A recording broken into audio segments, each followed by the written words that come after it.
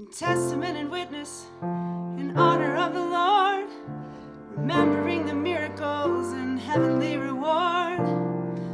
Before there was rebellion, prophets saw these things, the people recommitting, a Passover befitting priests and kings. I'm our historian, so I get excited about the Old Testament, but I'm really particularly excited about this show because it was kind of my pick. We surveyed our audiences and they chose Esther and Revelation and Joseph, which we just finished, and we decided we needed Christmas and Easter, and Dave chose one that's coming up later, but I said I want to talk about Hezekiah and Josiah and this little run of the Old Testament that's so fascinating, where good things actually happened.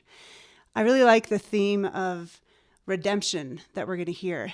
As someone who's constantly worried about, how have I messed things up? How can I continue to mess things up?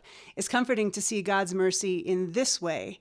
Hundreds of years before Jesus even came around, God's mercy was still there already, and we're going to see that on display all throughout this script.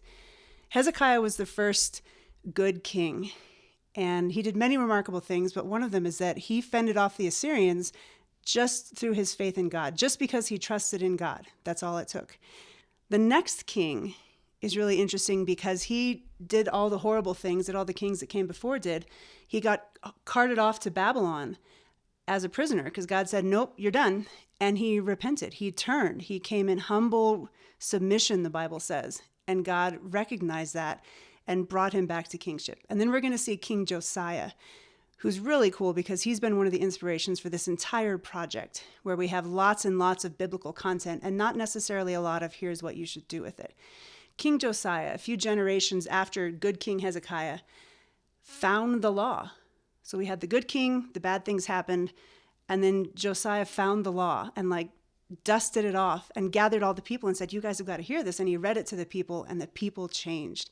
So the theme of redemption that runs through it.